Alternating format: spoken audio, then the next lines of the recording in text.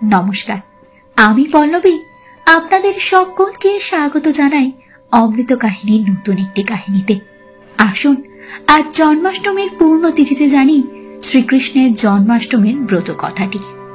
বলা হয় শ্রাবণী পূর্ণিমার পর যে অষ্টমী আসে সেটি হল শ্রীকৃষ্ণের জন্মাষ্টমী। এই ব্রত পালনে ব্রতীর সম্পূর্ণ জীবনের পাপ রাশি দূরীভূত হয়।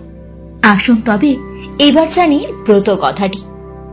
দিলীপ রাজ কহেন বশিষ্ঠ মুনি প্রতি শ্রীকৃষ্ণের জন্মকথা শুনিতে সম্প্রতি। ভাদ্র মাসে কৃষ্ণপক্ষে অষ্টমী তিথিতে কিবা হেতু জনার্দন জন্মেন ধরাতে। বশিষ্ঠ বলেন রাজা শুনো ভক্তি মনে, বৈকুণ্ঠ ত্যাজিয়া বিষ্ণু কিসের কারণে। জন্মিলেন ধরা মাঝে দেবকী উদরে, সেই পূর্ণ কথা রাজা শুনো ভক্তি ভরে। পূর্বকালে কংসাসুর নামে নরপতি অহংকারে মত্ত হয়ে থাকে দিবারাত্রি। তার অত্যাচারে দুঃখ পায় বসুন্ধরা, শিবের সকাশে যায় চোখে বয়ে ধারা। পৃথিবীর দশা হেরি দেব শূলপাণি, ক্রোধেতে অধীর হয়ে কহিলেন তিনি, চল ব্রহ্ম লোকে যাই লয়ে দেবগণে, উপায় করিব যেথা কংসের নিধনে। এত বড়ি মহেশ্বর দেবগণে লয়ে, ব্রহ্মলোকে সবে গেল ব্রহ্মার আলোয়। শুনি ব্রহ্মা হংসপৃষ্ঠে করি আরোহণ, ক্ষীরদ সাগরে যান সঙ্গে দেবগণ। তথা গিয়া স্তব স্তুতি করে দেবগণ, তবে তুষ্ট হইলেন দেব নারায়ণ। যোগ নিদ্রা ত্যাগ করি কমলার পতি, জিজ্ঞাসা করেন তিনি দেবগণ প্রতি। কি বা হেতু করেছ হেতায় আগমন, আমার সকাশে তাহা বলহ এখন। ব্রহ্মা বলে শুনো প্রভু করি নিবেদন, অত্যাচারী কংসের সব বিবরণ। শিববরে বলিয়ান হয়ে কংসাসুর, পৃথিবীতে দেয় সদা যাতনা প্রচুর। মহাদেব বর দিল ভাগিনার হাতে, নিধন হইবে কংস নহে অন্য হতে। দেবকী উদরে জন্ম করিয়া গ্রহণ, পৃথিবীর দুঃখ দশা করুণ মোচন। নারায়ণ কহে শুনো দেব মহেশ্বর, পার্বতীর সঙ্গে দাও একটি বৎসর। কার্য শেষে পুনরায় আসিবে ফিরিয়া, এত বলি উমা রমা সঙ্গেতে লইয়া। মথুরা উদ্দেশ্যে যাত্রা করি নারায়ণ, দেবকী উদরে জন্ম করেন গ্রহণ। ভাদ্র মাসে কৃষ্ণপক্ষে অষ্টমী তিথিতে, শুভ দিন রোহিণী নক্ষত্র নিশার্ধিতে। সব দিক আলোকিত করিয়া শ্রীহরি, ধরাধামে অবতীর্ণ শিশুরূপ ধরি। বসুদেব দেবকী হেরি পুত্রের পদন, মাতে হাত দিয়া দোহে করেন ক্রন্দন। কেমনে রক্ষিব প্রভু কংস হাত হতে, ভাবিয়া উপায় মোরা নাহি পাই চিতে। অন্তর্যামী নারায়ণ অন্তরে বুঝিল, চতুর্ভুজ ত্যাজি প্রভু দ্বিভুজ হইল। অকস্মাৎ কারাগারে দৈববাণী হয়, শিশু লয়ে তরা করি যাও নন্দালয়। নিদ্রাগত সবে আছে আমার মায়ায়, এই ক্ষণে শিশু লয়ে যাও নন্দালয়।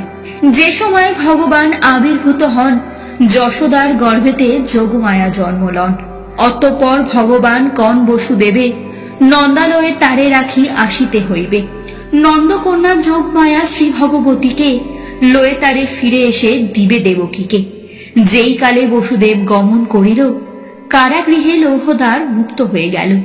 ঘন ঘন মেঘ গণ করিছে গর্জন, অবিরল বৃষ্টিধারা হতেছে পতন। স্বয়ং অনন্তদেব সর্পরূপ ধরি, বাড়ি নিবারণ জন্য কৃষ্ণ শীর্ষ পড়ি।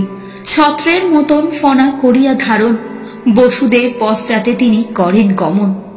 এইভাবে বসুদেব যাইতে লাগিল, যমুনার তটে আসি উপনীত হল।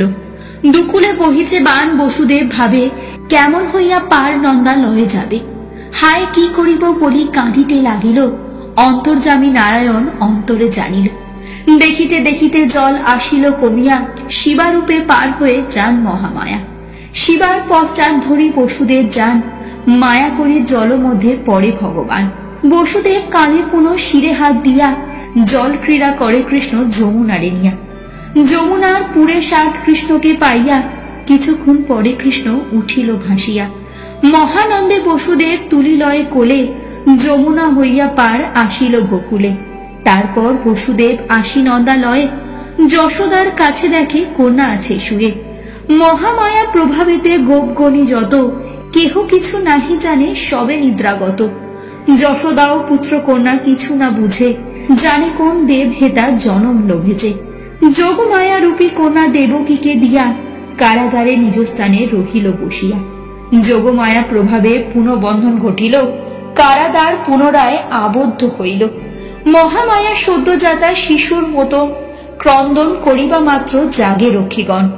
এক রক্ষী কংস পাশে করিয়া গমন, দেবকী প্রসবে শিশু করে নিবেদন। ইহা শুনি কংসরাজ আসি কারালয়ে, দেখিল দেবকী কোলে কন্যা আছে শুয়ে।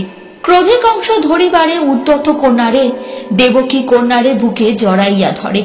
মিনতি করিয়া কংসে বলে বারবার, প্রাণ ভিক্ষা দাও ভ্রাতা কন্যারে আমার। শুনে না তাহার কথা মহাপাপী কংস, কন্যারে করিতে চায় চিরতরে ধ্বংস। ধরিয়া শিশুর পদ ঊর্ধ্বেতে তুলিল, শিলাপৃষ্ঠ পরিতারে নিক্ষেপ করিল। কিন্তু সেই শিশু কন্যা কংস হাত হতে শূন্য মার্গে উঠে যায় না পরে শিলাতে। কন্যা অষ্টভুজা হয়ে মহাদেবী রূপে বলিলেন সেই দুরাচারী কংসের ভূপে, ওরে দুষ্ট কংস মোর শোন রে বচন, কিবা লাভ হবে বোধি আমার জীবন। তোর শত্রু যিনি তিনি বালক রূপেতে, দিনে দিনে ক্রমে বাড়িতেছে গাকুলেতে। অতএব নির্দোষী দেবকী বাসুদেবে, হিংসা করি উভয়ের কিবা ফল হবে। এই কথা বলি কংসে মাতা ভগবতী, গেলেন কৈলাস ধামে যথা পশুপতি। মহামায়া বাক্য কংস করিয়া শ্রবণ, চিন্তান্বিত হয়ে ওঠে মথুরা রাজন। কৃষ্ণ মারিবারে কংস বহু চেষ্টা করে, কিন্তু কিছুতেই কংস তাহা নাহি পারে। অবশেষে ধনুর্যজ্ঞ করি আয়োজন, কৃষ্ণ বলরামে কংস করে আমন্ত্রণ। সেই যজ্ঞে কংসে কৃষ্ণ বিনাশ করিল, বসুদেব দেবকীরে কারামুক্ত কইল।